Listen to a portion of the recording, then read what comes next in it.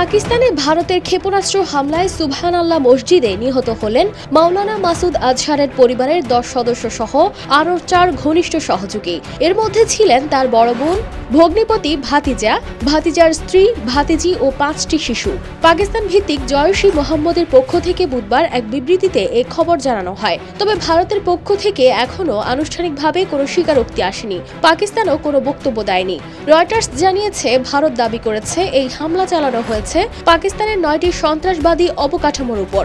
আর এর বিপরীতে ইসলামাবাদ জানিয়েছে হামলা হয়েছে 6টি স্থানে, যেগুলো কোনোভাবেই জঙ্গি ঘাঁটি ছিল না। রয়েছে মসজিদ ও মাদ্রাসা।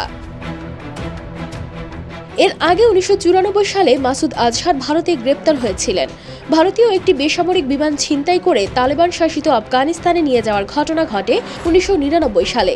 সেই সময় ক্রু ও যাত্রীদের জীবনের বিনিময়ে ভারত যে 3 জনকে ছেড়ে দিতে বাধ্য হয়েছিল, মাসুদ আজহার তাদেরই একজন। ভারত থেকে ছাড়া পাওয়ার পর মাসুদ আজহার সশস্ত্র গোষ্ঠী জয়শ-ই মোহাম্মদ প্রতিষ্ঠা করেন। তিনি ও তার সংগঠনকে জাতিসংঘ সন্ত্রাসী হিসেবে তালিকাভুক্ত করেছে। News desk, RTV।